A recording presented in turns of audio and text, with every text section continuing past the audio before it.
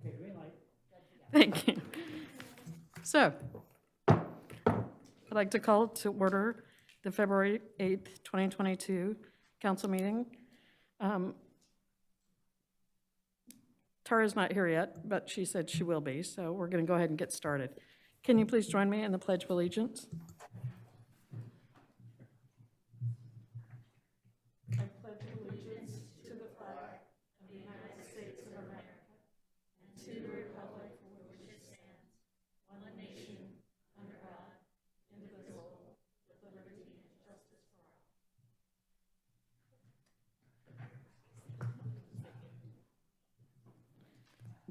Thank you. Are there any amendments to the agenda? I have one. I would like to have someone make a motion for us to discuss and accept CCAS's proposal for engineering design of the Old Skunky Stream Bank Stabilization Project. I hereby so move, adopting your language. Second. Thank you. Is there any discussion? Any comment from the public? This is just on the motion to add, not on the Correct. substance. Okay, all in favor, please say aye. Aye. Aye. Anyone opposed? Motion passes. Thank you. Public to be heard?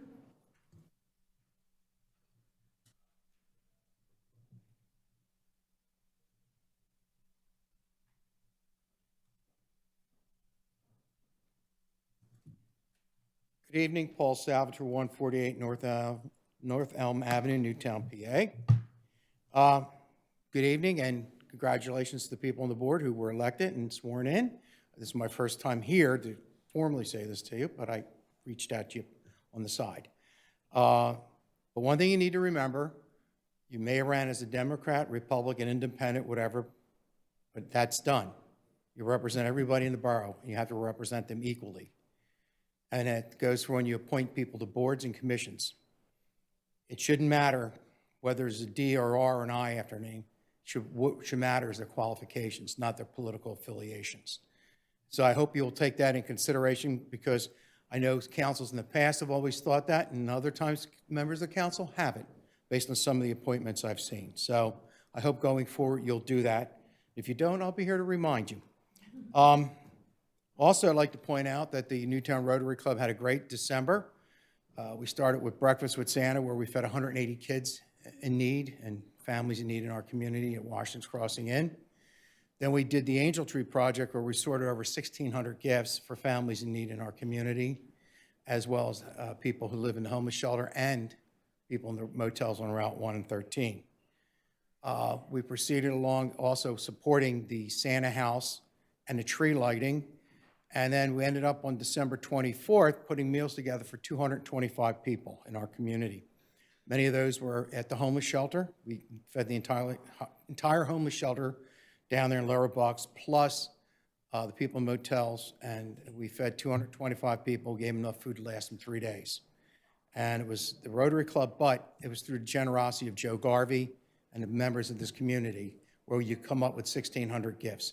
The Rotary Club is just a catalyst. It's our motto, service above self, so we're always happy to give back. But we need your support. And with that, I'm going to mention our big fundraisers coming up April 1st. You may have got an invitation. If not, I can make sure you get one. Then all the money we raise goes back to support our community. So with that, I'd like to thank you, and I'll be back another time to talk about the budget. Thank you. Mr. Salvatore, I would like to thank you for your Rotary service and your service. However, on February 2nd, I was disappointed because of COVID that we could not do another Groundhog's Day. So I put in my little groundhog in my window, and unfortunately, he saw a shadow. Yeah. Well, as you know, we did the Groundhog's Day a couple of years ago, and I got to be one of the keepers of the groundhog, which was a lot of fun. But that was not the Rotary. That was the businesses on State Street that did that. And they raised a ton of money and food to help out. So our business community is very generous. They're willing to step up. Sometimes they just need to, you just need to reach out the right way. So, and they support like our library, our historic association. So it's a great community, and that's why it's a pleasure to live here. So yes, thank you. But 8 more weeks of winter. Thank you. Any other public to be heard? Okay. Emily, certificates of appropriateness? I would like to make a motion to follow the recommendation of the Historic Architectural Review Board and direct the President of Council to sign the following certificates of appropriateness, thereby approving the historical appropriateness of the applications with final approval by the Code Enforcement Officer. COA 2021-053, 153 North Congress Street, a residence. The applicant is seeking a certificate of appropriateness for the installation of a line set up covering for new ductless mini splits. HARB recommended approval of the application as presented, noting that the board would have approved the application if it had been submitted before installation, and noting that the condenser was installed at the back of the house instead of the originally proposed rear location per the contractor. COA 2021-054, 14 Liberty Street, the Newtown Fire Association. The applicant is seeking a certificate of appropriateness for installation of a double-sided cast aluminum historical marker on a 7-foot pole. HARB recommended approval of the application as presented. COA 2021-056, 28 South Chancellor Street, a residence. The applicant is seeking a certificate of appropriateness for the replacement of a metal roof on the carriage house/garage. HARB recommended approval of the application as presented, noting that the Gavaloom metal roof will have a standing seam no greater than 1 inch from the flat roof, and the front edge receptor flashing along the brick wall will be closed off with the same color metal. COA 2021-059, 25 Sterling Street, a residence. The applicant is seeking a certificate of appropriateness for the replacement of a fence and addition of new fencing. HARB recommended approval of the application as presented. Do we have a second? I second. Is there any discussion? Are any of the applicants present who would like to make a statement? Any comments or questions from the public? Okay, all those in favor, please say aye. Aye. Aye. Anyone opposed, please say nay. Motion passes. Thank you. Aye.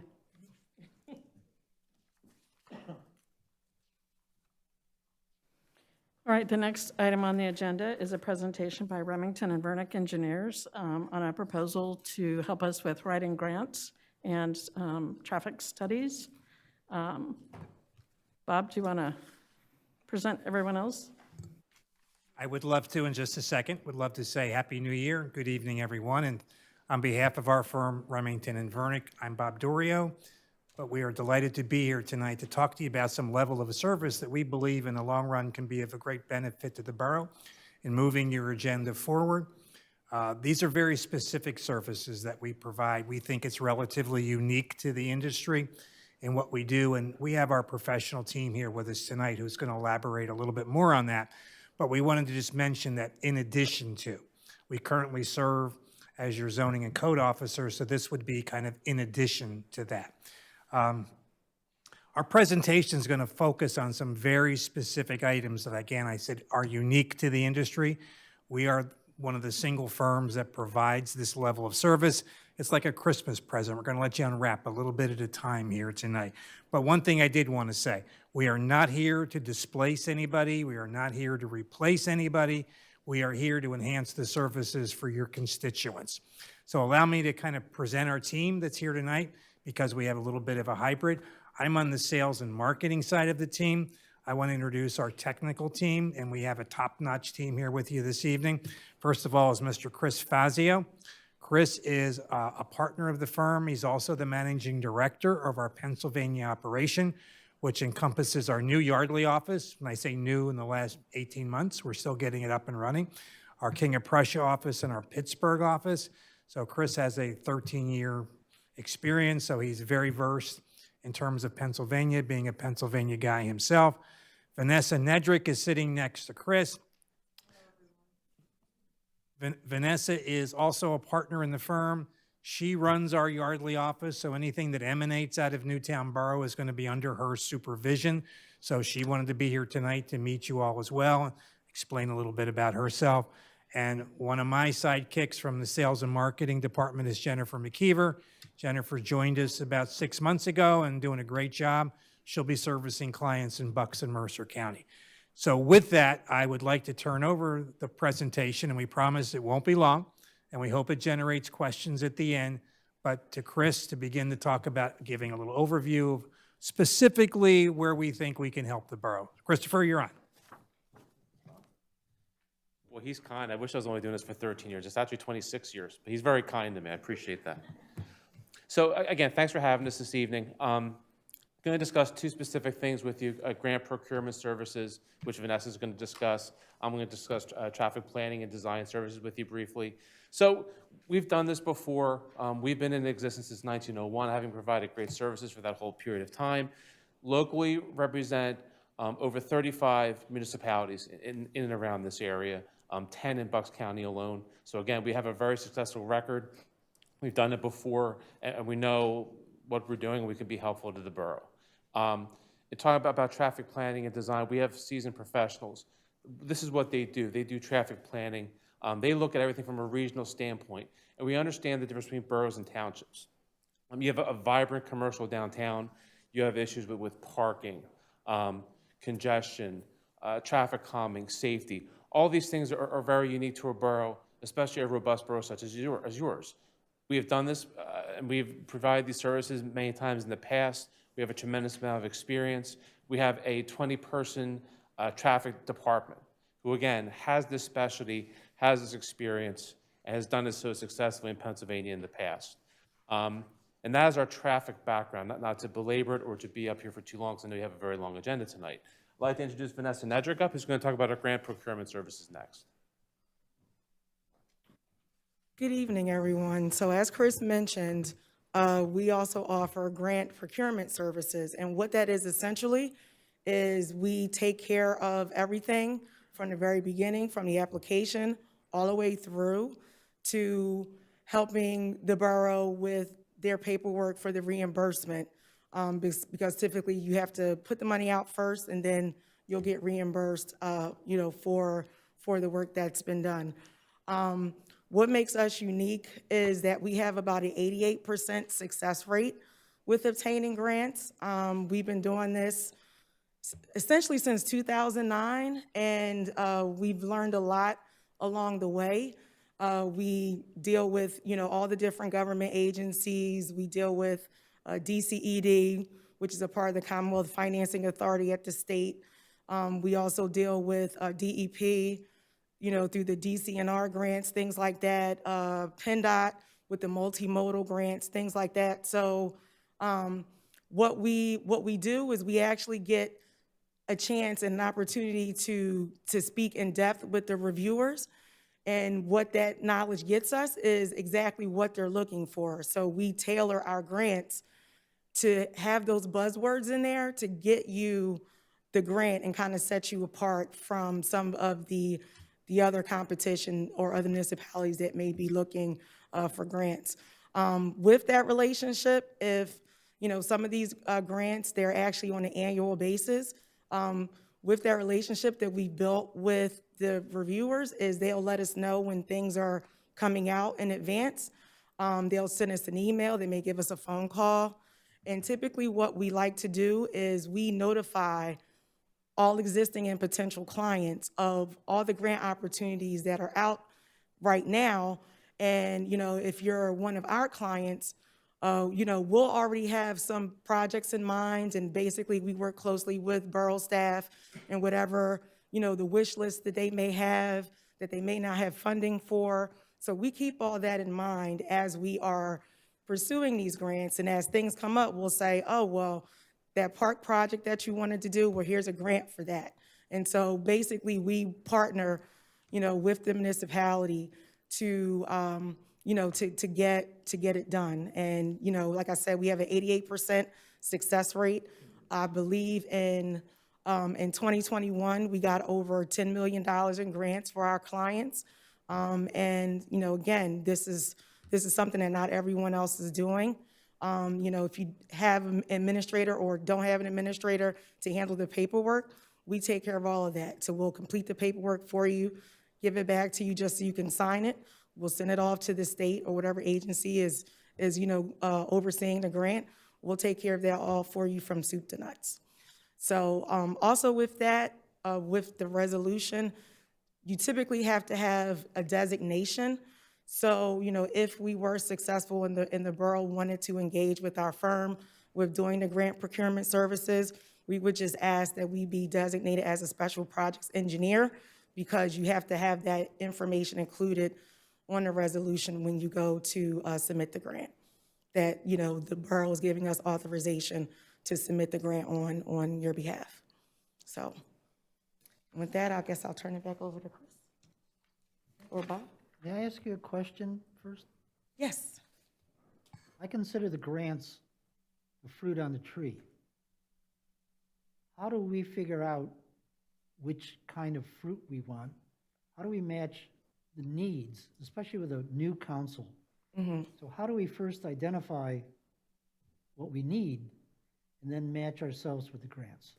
Oh, that's a good point. So, so if you have a capital improvement plan already, we typically work from those types of documents. So whether it's, infrastructure, parks, roads, we work from all of that. Any traffic signalization improvements that Chris mentioned, we work from that. So if you have a list already, then, we'll work off that list and we'll let you know which projects would, be applicable to the respective grants. Another thing that you need to consider are, what the funding matches are. Some grants have, 15, 20% match. One, like the local share grant that just came out, you can get up to $1 million for that.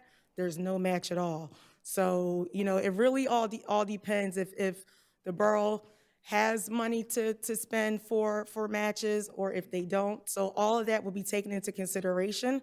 And then also, we have thought of, creative ways. We think out the box. So if there is a project and the borough may not have the money to afford the match, we'll see if there's, another partner, whether it's a developer that's looking to get something, out of the borough and may tie in with the project.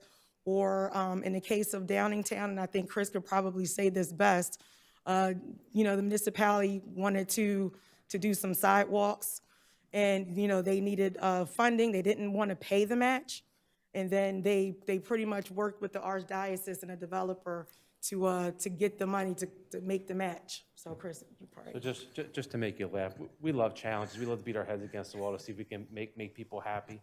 I had a manager who said, Chris, I don't want to do this sidewalk. It's going to cost too much money. So I said, fine, I'll find you grants. He said, no, Chris, because I hate paying that match. It drives me nuts. I said, okay, let's say I can find a way to pay for the match. Chris, I still don't want to do it because I hate paperwork. I don't want to fill the paperwork out, Chris. That's fine, Steve. I'll fill the paperwork out for you. Steve, I'll walk your dog for you in the morning, Steve. Give me a shot here. So as Vanessa said, we were doing land development reviews on behalf of the borough. And some of the requirements from the land development reviews were the developer, one of the developers, and also the Archdiocese of Philadelphia, Archbishop Shanahan. They had to put sidewalks in as a part of their land development decision. They had to spend for it out of pocket. We said, guys, instead of putting the money out of pocket, let's say put 60% of that money towards the match. We'll find the rest of the money for you, and we'll get it done. And that's how we create a grant strategy. We create a partnership by putting those entities together. Both groups met their land development requirements. They put the sidewalks in. We extended a culvert, and they spent less money than they would have had to without the grant. and the borough got a free project. So those are the kinds of things we like to do, is to put those grant strategies together, try to find a way to get you a good project and minimize costs.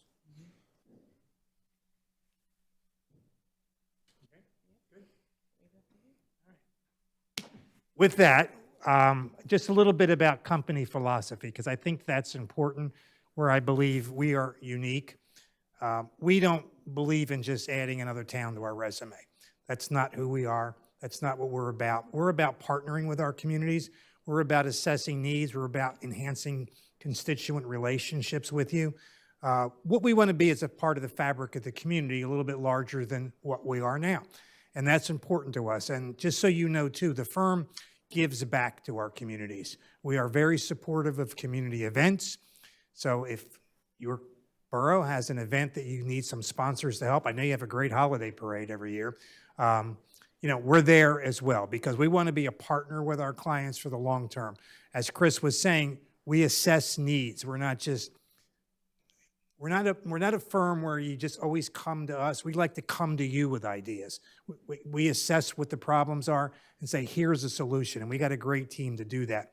So we're hoping after tonight you can consider naming us as your special projects engineer so we can move forward on some of the needs that you have going forward. I know parking and other issues here we can begin to address for you. I think you'll see a difference with RVE, and we're kind of happy to answer any questions you might have. And thank you for your time. Thank you for your time. Thank you. Questions from council? In your structuring of fees, if the grant is without a match, is it correct to say that you get paid out of the grant? Some of the grants, do you want to answer? Some of the grants do, some of them don't. It depends on every grant. Some pay up to 10% for engineering and inspection, Right. some pay 0, some pay for everything. Yep. So it really varies on the grant that you're pursuing. If the project has a match requirement, let's say 90% state and 10% us, is your fee also based upon what the borough contributes, or is it just from the other side, from the state? It's actually based upon, we look at the amount of work that it's going to take. So typically, and again, we've been doing this for quite a while. So on average, you're paying like maybe $5,000 to $7,000 for a grant application. So, that's pretty much what we would charge. So you typically is within that range. Like I said, we've done several. So, there aren't too many grants that are out there right now that we haven't done. And that's about on average what we charge. And most, like Chris mentioned, up to 10%, is of the grant amount you can put towards engineering fees. So it may, depending on, the size of the grant award, all of the engineering could be paid by the grant or reimbursed by the grant. If the grant application is unsuccessful, do you still get paid? We'd like to pay. We would like to. It'd be nice. But that's why, again, look, there's certainly a level of risk that you're going to take. You're going to take a chance by applying for a grant. That's why, again, we do things way differently than a lot of our competition does, because we put the strategy together.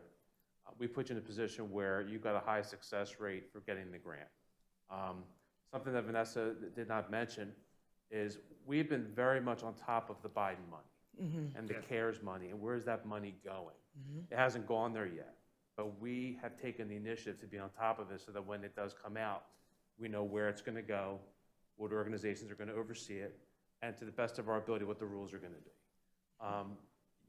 You're going to have access to that information, which is also going to help the borough put their best foot forward and put you in a high success rate. Have you figured out the rescue funds that they've already distributed? Because it's almost unintelligible. I'm not disagreeing with you. So the engineers have been waiting for the infrastructure bill. We've been getting ready for it for the last 2 years. We've put our staffs together so when it comes out, we can quickly and efficiently start putting the work together, because we have a fear there's not going to be enough people, professionals, to do the work.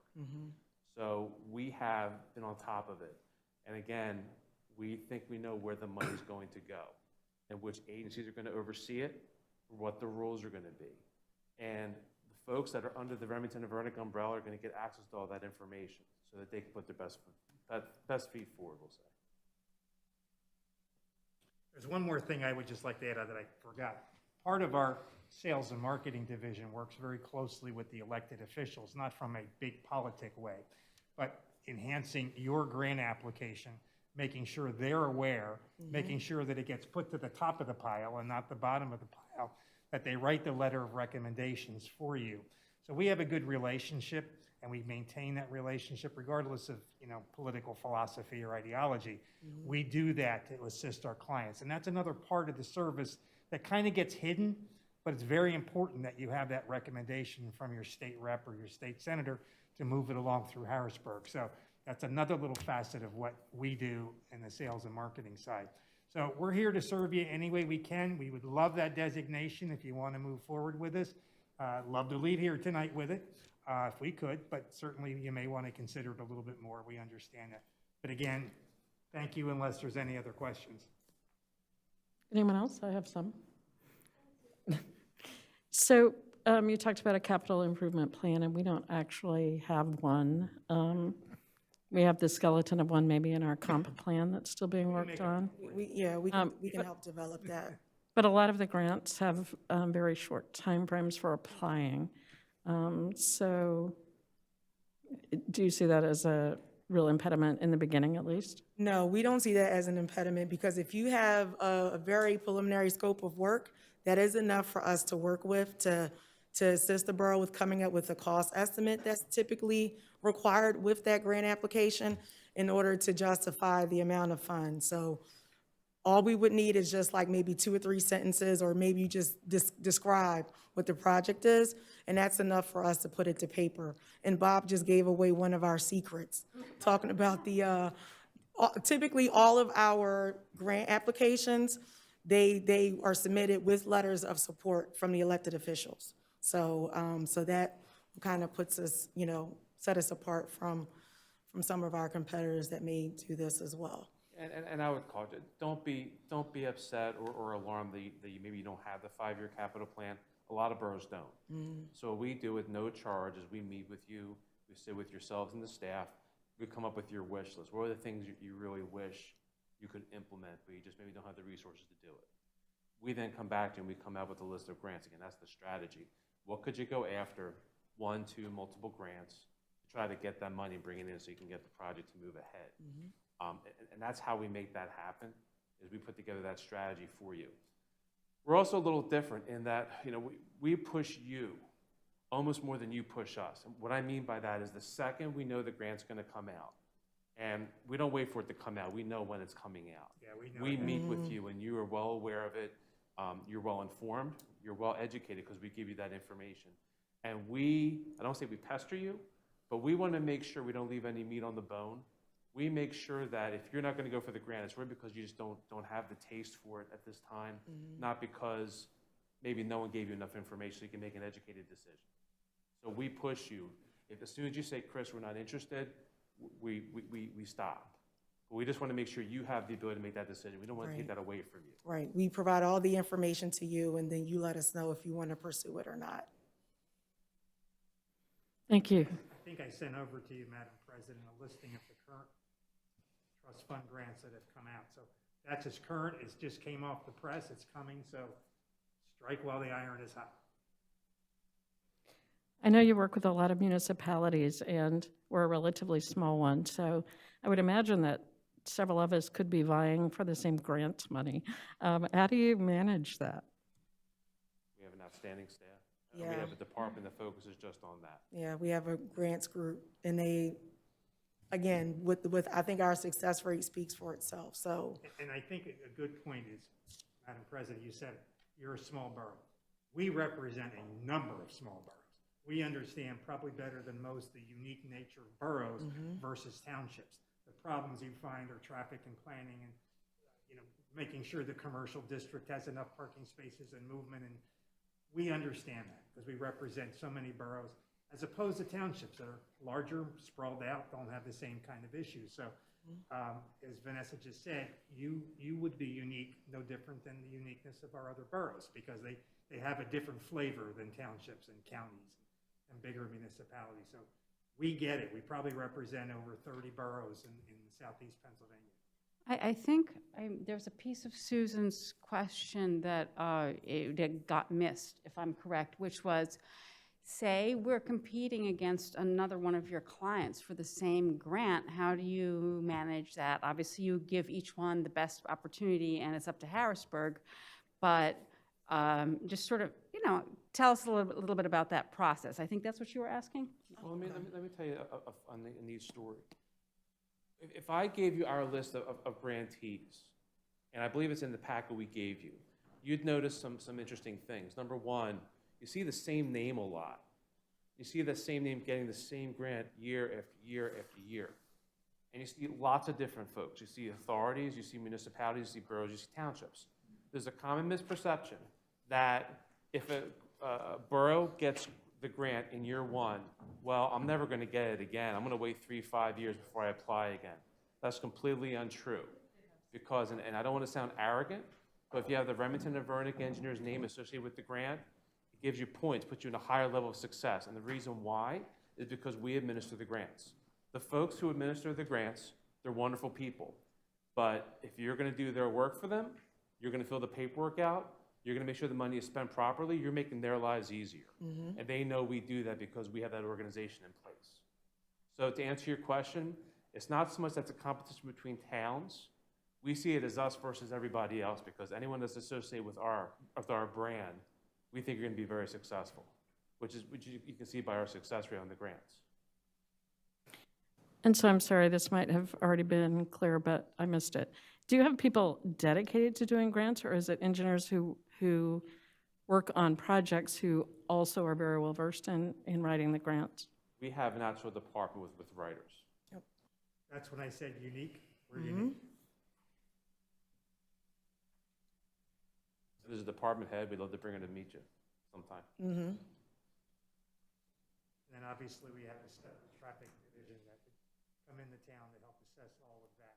And then work with the grants department to make sure that all of it gets done, because as Vanessa said, the important thing about the grant, it's not so much getting it, I mean, that's important, but to administer it, to close it out.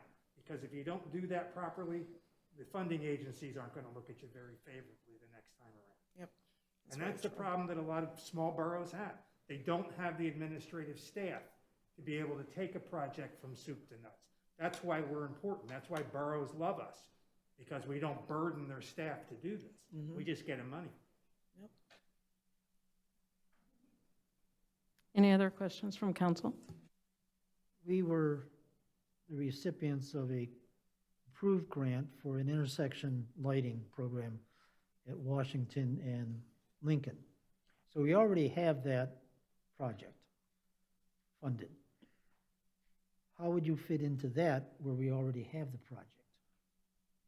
We'd find other projects, you have a desire to move forward. We'd want to investigate that project a little bit to make sure you have enough funding in place, see if you're getting everything done to the level and quality that you want it to be. Do you want the project to be expanded? Should it be a phased project? Are there other things you want to do that touch it? Those are the kinds of questions we would ask you. One of the issues we have with the township is because of the lighting system, traffic lighting system, and with the recent accidents, we have a personal injury issues, safety. So in the back of our minds, we've been discussing, how do we coordinate a regional and joint effort? So can you comment about how you bring two municipalities together, basically the township and the borough, to address safety and traffic issues, especially between Sycamore and State and the cross streets? Robert, you're in a I'm using the word unique a lot tonight because it really does apply. But you're in a unique position because we represent the township. They want to work with you in creating a more regional approach, at least in some of my discussions that we've had. There needs to be a better working relationship. And I think they recognize that. I think they had some new leadership over there. But, as Vanessa and Chris will attest, a regional approach to a problem, it's a higher star rating than going on your own sometimes. Yep.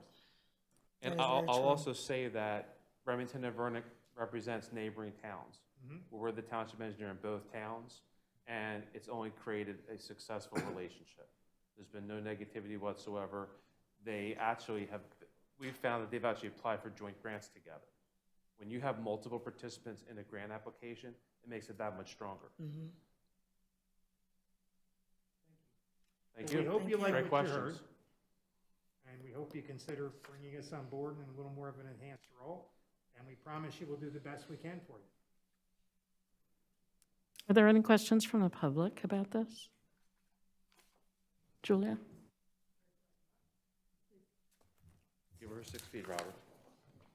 Nice to see you again. How you been? Good to see you. How are you? I have to raise my rates. So I've written a number of grants, and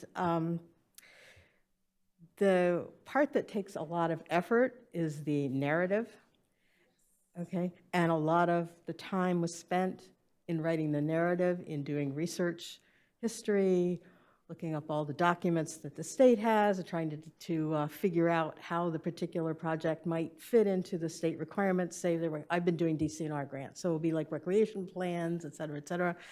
But there also has to be a lot of background knowledge of the history of the borough, which is over 300 years old. Who manages writing that part? So basically, You want to come up and use the mic?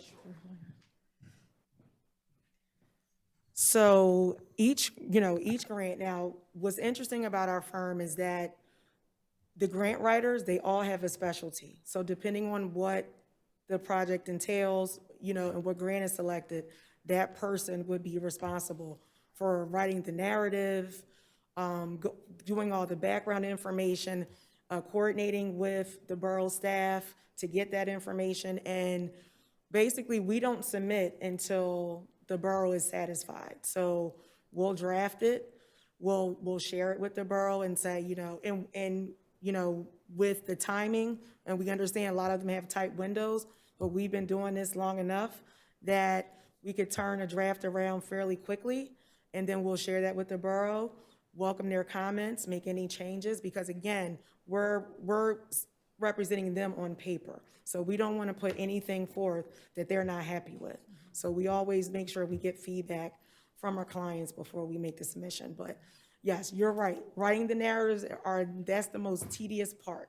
I think, in my opinion, as an engineer, putting together a cost estimate is probably the quickest. Yeah. But writing that narrative, telling that story, essentially saying why we should be selected, that is very, very critical. Right. So yes, and I agree with you, it's tedious, right, but it's worth it. That's essentially the meat of the application, is the narrative.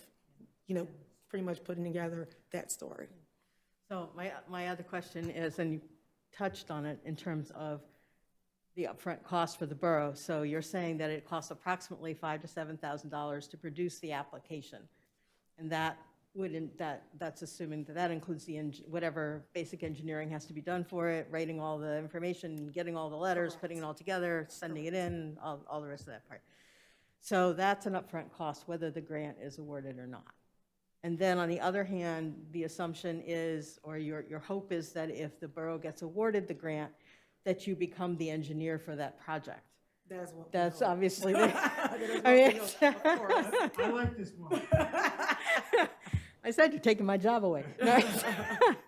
No, so I follow that, I see that. So, and clearly that's in your best interest. And I know some grants give you the opportunity to reimburse some of that $5,000 to $7,000, sometimes, some of them, a lot of them not. So I just wanted to make sure that I understood what you were talking about in terms of what the costs for your services are. So if the borough should go after 10 grants, then they're talking somewhere between $50,000 and $70,000 of your efforts to get those grants across a year. Depends. If the grants are all for the same project, we're not going to write 10 different narratives. Right. Oh, right, no, I understand that. I'm just saying, If there were I'm 10 just unique projects, that would hypothetically. be one thing. Yeah, no, I'm just saying hypothetically, if there were 10 different grants. Do you narrow your focus on particular kinds of grants? So for example, last year, you know, I applied for some DCNR, I applied to Giant Foods for a grant, I applied to Pico for a grant, and those other ones, like the itty bitty ones. Are you just primarily focusing on the bigger infrastructure grants? No, we focus on, so that's the beauty of what we do. So that grants team, they look at everything that's available out there. That's what they're tasked to do. And it's their job to let all the other engineers in the firm know what's coming out. And, you know, our marketing and our sales group, they send out email campaigns, we post it on our social media pages, and we let everyone know what's coming out. And again, you may not necessarily be our client today, but, you know, we're still letting people know about that information, and we'll, you know, say, you know, if you're interested, please contact Chris Fazio or Vanessa Nedrick to learn more about it. Yeah. So it's not that we're keeping it, you know, keeping it to ourselves. We want to share that information because, you know, who doesn't want essentially free money, so. Right. Right. Okay, thank you. Yep. There's a lot of it. There's going to be a lot of it. Any other comments or questions? So my question is, Mike Clark and his team pulled together very quickly an engineering consultant agreement, which RVE hasn't seen yet. Are we ready to make a motion to move ahead with this and negotiate this agreement? Or do we need more information or time?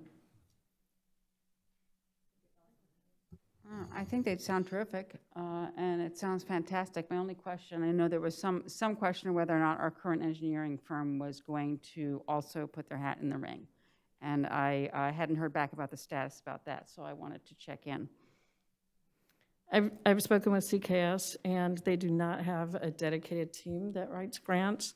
They do have some of their engineers that can write them, and the agreement that we're proposing is not an exclusive one. So we would designate particular products and projects that we would want RVE to do versus CCAS. All right, thank you. So Mike, do we need a motion to pursue this agreement? So if you want to approve the agreement that we have prepared, you can. As you've indicated, we put it together over the last day or so, so it has not been shown to RVE. It's a pretty simple and straightforward agreement. I can't imagine they're going to have any issues with it. But in case we need to change a word or two, you might want to approve the proposal and then make it subject to the execution of an agreement satisfactory to the solicitor. And then the rate sheet that they gave us this evening would be attached as Exhibit A as the schedule of hourly rates. Thank you. So moved. Yeah, I was going to say, can anyone repeat that? Is that good enough for you, Judy, in terms of what Mike said? Tara, may I make, Oh, please. give me a shot at this? I move that we proceed to enter in negotiations with Remington and Wernick for the purpose of executing an engineering consultant agreement for the purpose of pursuing grants to help fund projects.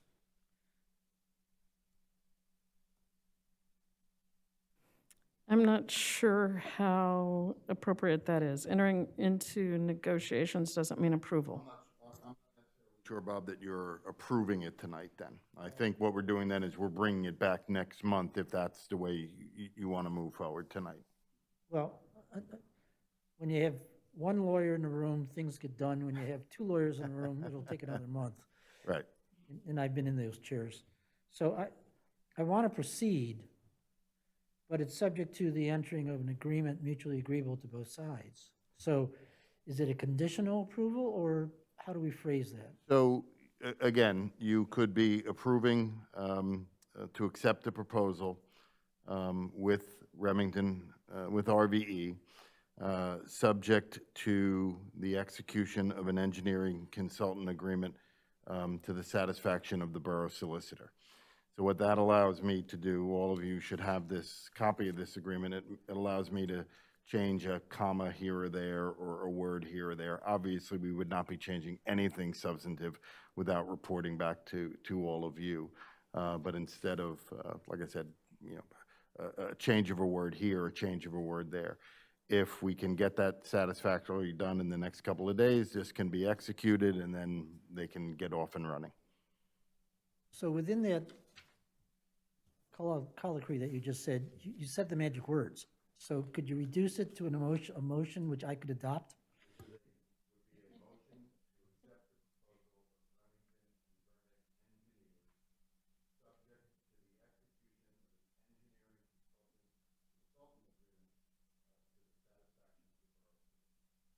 I yield my time to Tara to make the motion.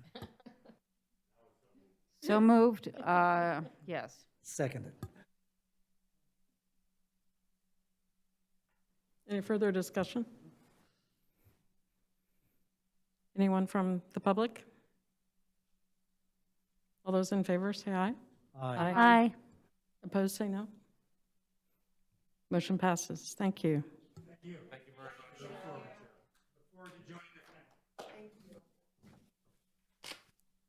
Madam President, if I could ask, just to, when the ball gets rolling, who could we reach out to begin getting the interaction with the borough? You can certainly reach out to me. I will. Thank you. Thank you. Appreciate it. Thanks for your Good time. night, everyone. Thanks again. And I'll email this to you, Bob. Yeah, thank you. Okay. Good night, all. Have a good night.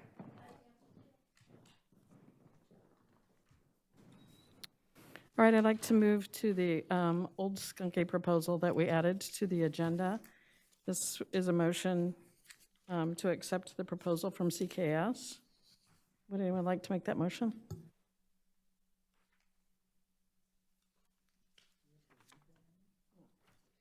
I'll make a motion to accept the engineering services proposal from CKS for the old Skunky Stream Bank Stabilization Project, not to exceed $13,000, sorry, $13,500. Second. Thank you. Are there any questions on council? The motion, this is a question. Would the motion be subject to CKS's letter in terms and conditions dated February 2, 2022? So we can make a reference point to a document? I'd be happy to amend the motion to include a reference to the February 2, 2022 letter from Michelle Fountain. Second. Thank you. Any discussion at council? Any comments from the public? All those in favor, please say aye. Aye. Aye. Anyone opposed? Motion passes. Thank you. Mary Ellen. For personnel appointments, motion to appoint Marshall 2024. Is there a second? A second?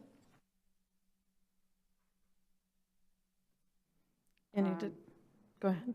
Any discussion? I mean, I think she's great. Yeah, no, and she's on the JHC, so we thank her for stepping up to add volunteer more of her time to the community, and I appreciate that. I actually have a question for the solicitor, unless you've already checked. Emily, have you checked? Are you allowed to vote for your mom? I believe I asked, and there is no conflict of interest. Okay, great. No. Purely volunteer. Yeah. Okay, any discussion? Any from the public? All those in favor, please say aye. Aye. Aye. Anyone opposed, please say nay. Motion passes. Thank you. A motion to appoint Cheryl Rubin Patel to the Shade Tree Commission for the remainder of a 3-year term through December 31st, 2023. Second. Any discussion? Any discussion from the public? All those in favor, please say aye. Aye. Anyone opposed, please say nay. Motion passes. Thank you.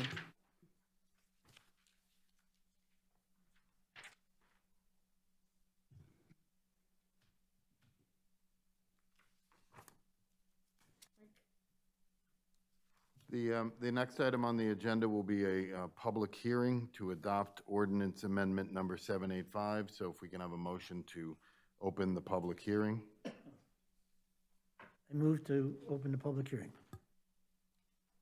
on the matter described in your previous statement. Do you need a second? Yes, and a vote. All right. Any discussion? I think that's the motion to open the hearing. Yeah. But you said we need This a is vote. for the residential parking. Say aye, yes. So, any discussion from the public? No, We don't need a, we don't we need don't them need to public speak. comment to open. Okay, all right. All those in favor, please say aye. Aye. Aye. Anyone opposed, say nay. Motion passes. This is a public hearing to adopt an ordinance amendment number 785, the residential parking zoning ordinance, amending and enacting portions of the Newtown Borough Code of Ordinances at Chapter 550 zoning. This ordinance amends the zoning code to decrease the parking space requirements for residential uses. This has been submitted to the County Planning Commission and to the Borough Planning Commission. The County Planning Commission has recommended approval of the ordinance as presented. The Borough Planning Commission does not recommend approval of the ordinance. The Borough Planning Commission tabled the discussion of this ordinance in January and met again last night to consider the ordinance, and a motion to recommend approval of the ordinance failed by a 3-4 vote. The Borough Planning Commission subsequently voted to recommend that council not approve the ordinance by a 4-3 vote.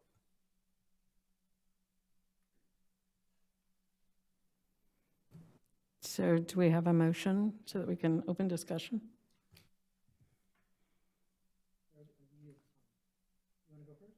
Oh, no, I'm just sitting up. I don't have, you can go ahead and make the motion. No, we had the motion to open it. Now we need the motion to adopt the ordinance. I move that council adopt the residential parking zoning ordinance amendment number 785, amending and enacting portions of the Newtown Borough Code of Ordinances at Chapter 550-zoning. Is there a second? Second. All right, discussion from council. This matter has moved along with great work and effort. I want to thank Julia and prior council for having worked on this diligently. This matter came up in connection with the Steeple View project, where we spent hours with the developer in public meetings to discuss the necessity to amend the existing ordinance.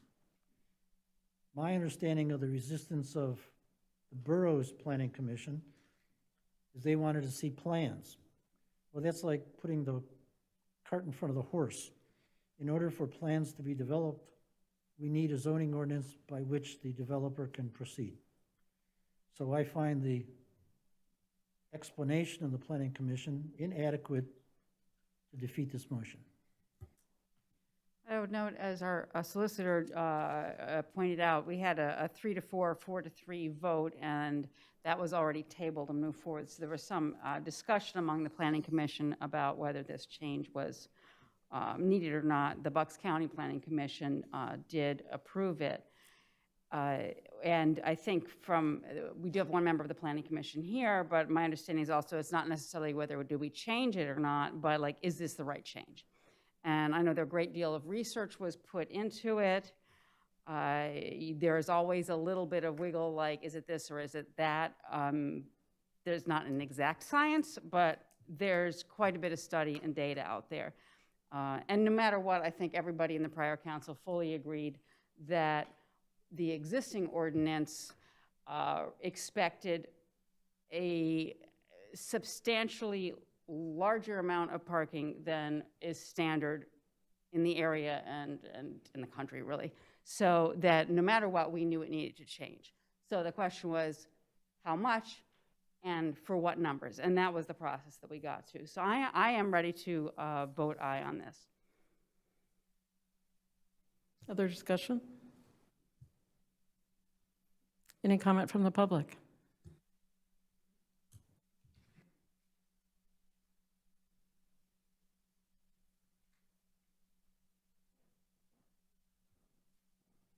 Good evening, Paul Salvatore, 148 North Elm Avenue still.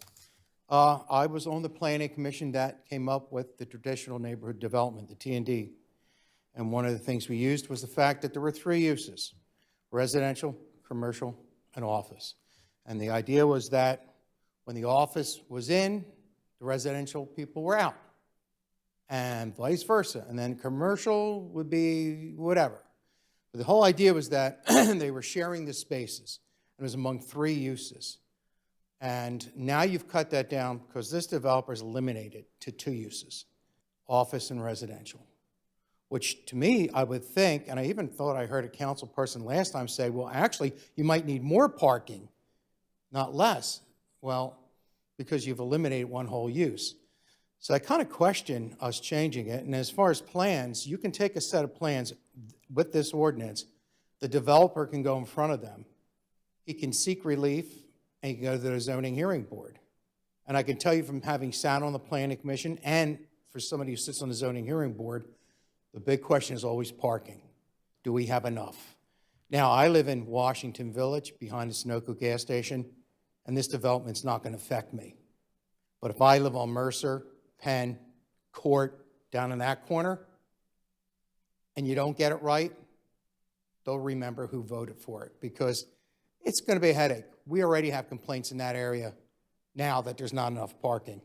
My question is, are we going to make the problem worse by changing this? Because really, it's surely being done for this development, for Steeple View, and that's it. So Mr. Smith can develop. And here's the other side.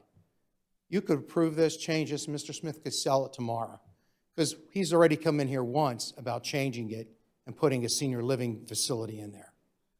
So, before you vote, think about the long term. What will the impact be on that community? What will it be on the residents around there as far as parking goes? And then make your decision. But that's why you're there. You get paid the big money. All right? Thank you. Thank you. I have to say that one of the things that I'm concerned about is I don't want the small amount of space that we have, open space in this borough, all taken up with pavement everywhere. And I do live on Penn Street, so I honestly think that we need to look at this as more than just the Steeple View project. This is an ordinance that affects all the future. I think that there's been enough information that shows that a lot of people aren't traveling, a lot of people don't have as many cars as they used to have, a lot of people are using Uber or other transportation. Granted, we don't have a whole lot of public transportation in Newtown, but I do think that those are valid concerns and arguments for reducing the parking. So I personally am in favor of it as well. Last year, we did multiple surveys. We counted crosswalks. We counted the 760 signs that deal with traffic. And we started looking at the time restrictions for parking. And one of the conclusions, preliminary conclusions we have, is different people in the 3 categories that you identified use the spaces at different times. I don't think we have personally, this is my opinion, not council's. Personally, I do not believe we have inadequate parking. I think we have an inadequate management of parking. And one of the things we're going to be working with the business community going forward is what kind of restrictions, time or otherwise, should we have? There's 5 different time zones for parking on State Street. And if you can figure out what they are, then you can see through the trees, because they're all blocked. So council is always hearing about the parking problem. I think it's like snow. We don't remove snow, we just relocate it. The utilization of the parking spaces is a function of residents, the time businesses are open, the time the restaurants are open, and on Sundays and Saturdays, religious organizations and their functions. We're very alert to everybody's concern.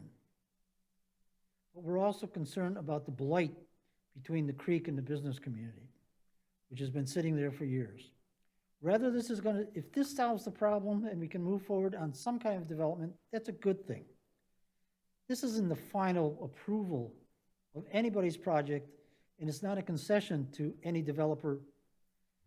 We are moving forward in an effort to get this project, some kind of a project, up and running, and also to improve the parking conditions throughout the borough. And I just want to be very clear for everyone that this is, it may have been brought to our attention by the developer how our requirements were different from everybody else's, but this is not for that. It applies across the board to the borough, and we looked at it and we said, we shouldn't be such an outlier. We should be more consistent with what's appropriate for our town. And that was the decision-making process. Any other comments from the public? Ted?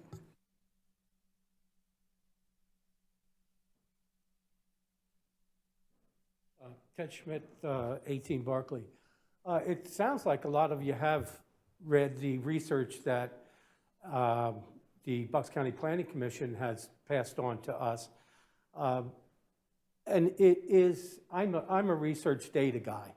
And when there's something to be looked into like this, I like to look at the data. What's the data say? In graduate school, it was, well, what's the data say? And I combed through that research extensively. And I'm not sure that that Planning Commission back in 2011 had that kind of data to make decisions like we're making today. And fortunately, we've had a dozen academic institutions in the area using 9 different counties and accumulating all this data and it's interesting data because I think some people got it a little bit wrong. It's not parking data per se, it's data, and the subjects in the data in the research were the type of people that move into the multifamily dwelling units.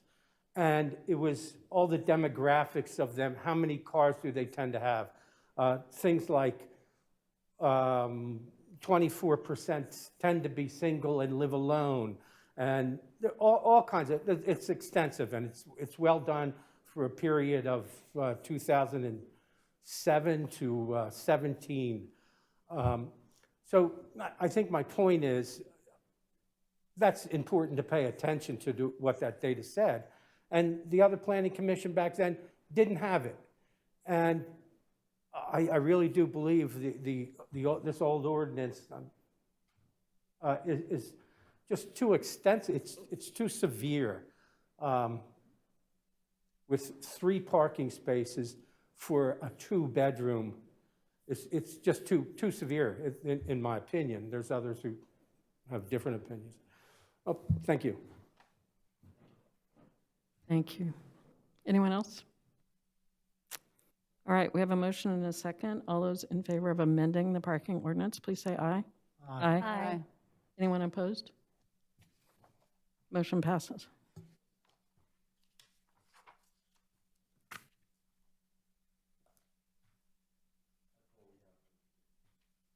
Thank you.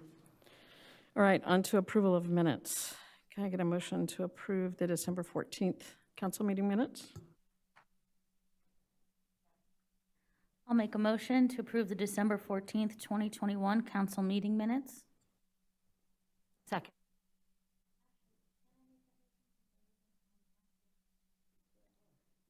Okay. And you can vote too, which is kind of weird, but you can. All right. All those in favor, please say aye. Aye. Aye. Anyone opposed? Motion passes.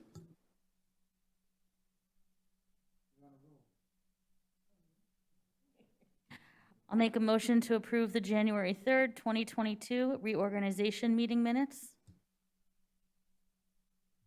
Second. Any comments or questions? All those in favor, please say aye. Aye. Aye. Anyone opposed, say nay. Motion passes. I'll make a motion to approve the January 11th, 2022 council meeting minutes. Second. Any questions or comments? All those in favor, please say aye. Aye. Anyone opposed, say nay. Motion passes. And I will make a motion to approve the January 27th, 2022 second council meeting minutes. Second. Any comment? All those in favor, please say aye. Aye. Aye. Anyone opposed, say nay. Motion passes. Thank you, Judy. Thank you. I'm all caught up.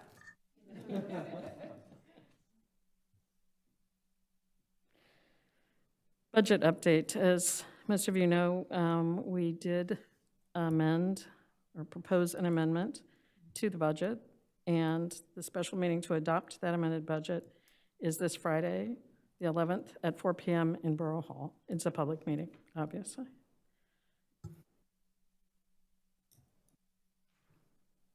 Can I get a motion to accept the consolidated expense report?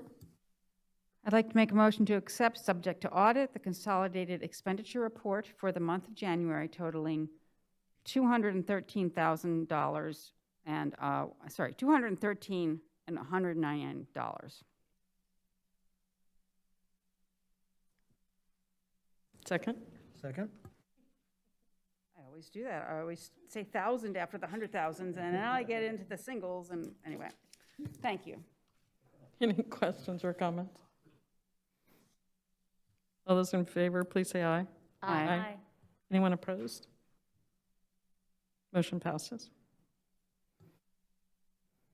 Is there any old business?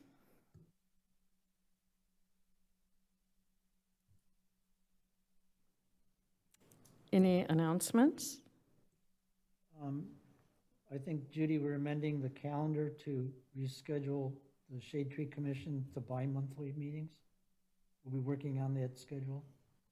Yes, we will place an advertisement in the paper to include those meetings that are coming up.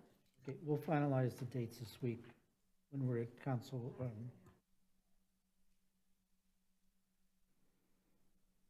Any other announcements? Can I bring something up that's not an announcement? But Sure. since we're advertising things, would we want to consider our fourth Thursday special budget meeting to be at 5:30 instead of 7? It used to be at 5:30, then when we moved everything to 7, it got moved to 7. But because Pat stays, we go over the budget, we need that time, it might be in our interest and Pat's interest to have it at 5:30 and not necessarily go later and be able to start closer to when the business day ends. And we really didn't discuss it before. I didn't bring it up. This is totally, nobody's expecting me to bring this up right now. But I thought I'd ask because if we're going in advertising, Judy, I don't know if we can change that too for giving an advertisement. Is that something, if council even wants to do it? And we don't have to decide now. It's just a thought. That's October. It's a ways off.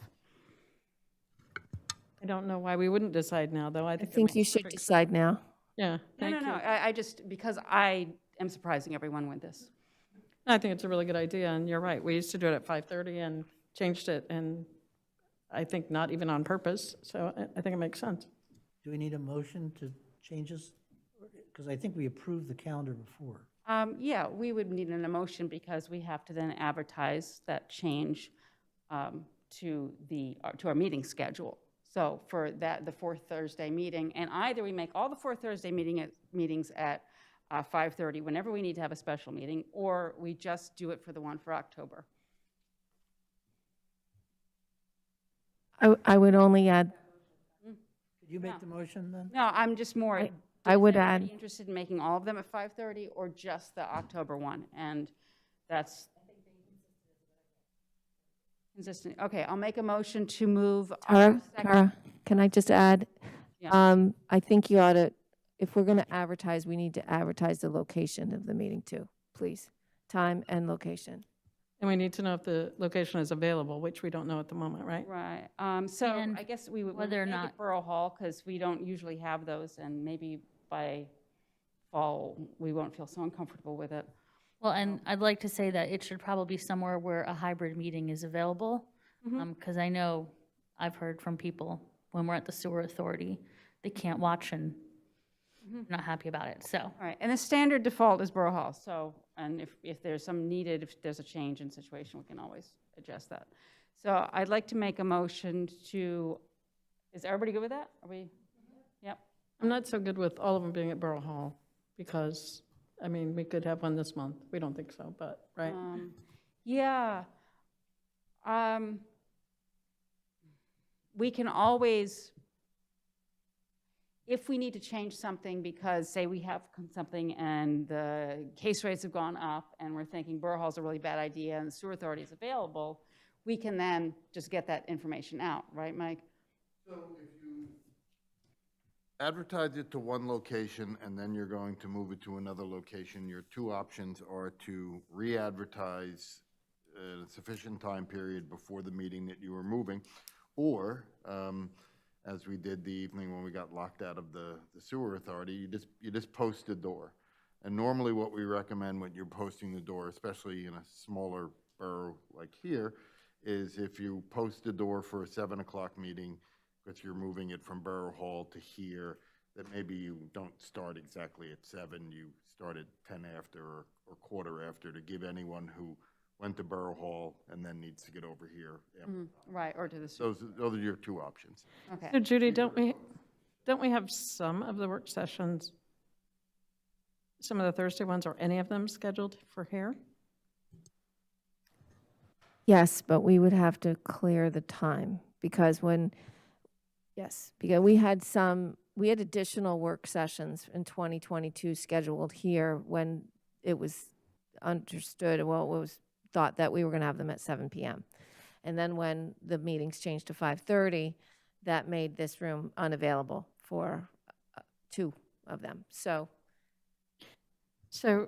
it doesn't seem like it's urgent for us to do this. How about if we figure out what the room availability is and then do it at our next meeting? Is that okay? Sure. Yeah, this would be a hard, well, if we could have our special budget meeting in here, we just wouldn't be up here. We'd need to be down there, and then we couldn't be televised, so, just for the space. But there's the sewer authority yeah. So we can talk about it. Okay. Quick question. Regardless of the October special budget for Thursday, how often do we do the second meeting? Maybe 3 times a year? Not often. No. Do we need to table the motion, Counselor? Yeah, we started kind of working on one, but we don't have one. There's nothing on the table. So the agreement is we're going to just sort out the details and then vote at the next meeting. So Judy, can you please make a note of that so that we don't forget it? Because I probably will. yeah, I will. So just so I understand,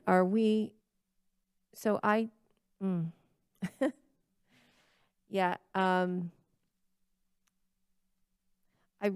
it's complicated, right? Because I don't reserve this space for those fourth Thursday meetings on the chance that they might happen, right? Because they typically don't. So we did used to have the fourth Thursday meetings at Borough Hall just because it was quick, done, without going through an approval process, and I understand the concerns.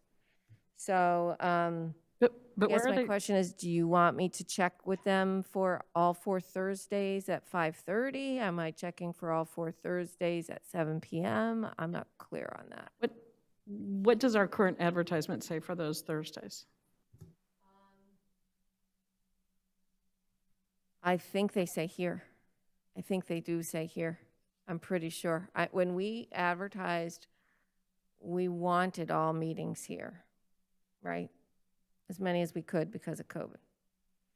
So currently, but I did not reserve the space either for all 4 Thursdays because, you know, we don't have them all that often.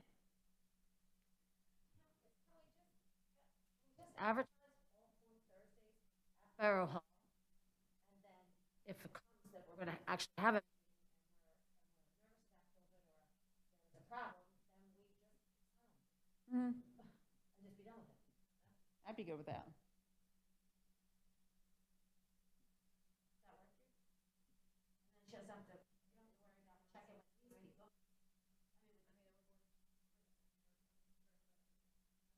Then we don't have to confirm. We also don't monopolize the space if we're not gonna use it. Because if we're reserving it, we're reserving it, and then we may not even use it. What I understood is that we've advertised them as being here, but we haven't actually reserved the space yet, right?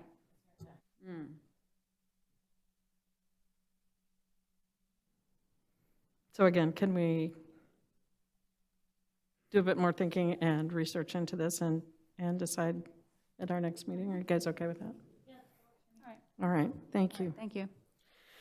I do have one other announcement. I would like to thank Julia Woldorf for volunteering her time and training all of us on zoning and saldo. She spent 2 hours teaching us, and I'm sure a lot more hours preparing for that and sharing her expertise, and we really appreciate it. So thank you, Julia.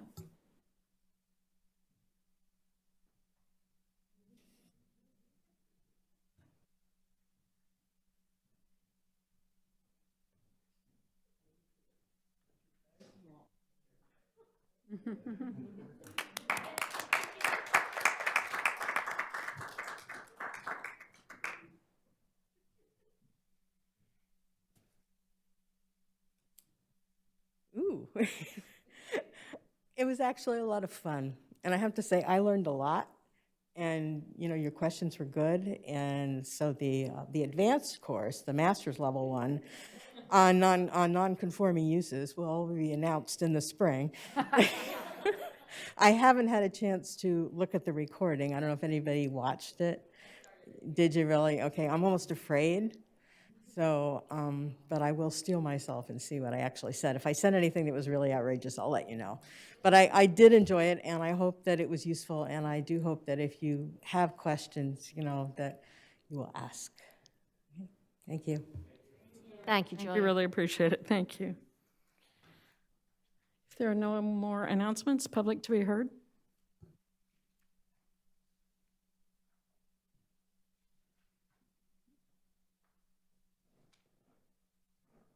Ted Schmidt, 18 Barclay. I came up with something after listening to the owner of the Relic last month, and it seemed like a good distance. The only parking spaces they seem to have found were in the stocking works, which is a good jog every back and forth all evening long for the people doing that. But I came up with something that I'd like to run by you, that there is the parking lot for the permit parking lot behind the State Store, that you could possibly ask the owner if he'd like to purchase, say, 10 permits, and he would then have access to that parking lot, which is much closer. Now, I went over to the lot, and at 5 o'clock, most of the cars are gone anyway. But there is a whole row that's not utilized, that the slots run perpendicular to the creek, right along the creek. They're completely covered with leaves. Nobody sees, you can't see the stalls. So no one parks there anyway. So there is a whole section of parking spaces available. And I just thought it's an option you might want to consider. Thanks. Thanks. Thanks, Ted. Any other public comment? All right, I'll entertain a motion to adjourn. Motion to adjourn, Second? those in favor, please say aye. Aye. Aye. Anyone opposed? Motion passes. Thank you.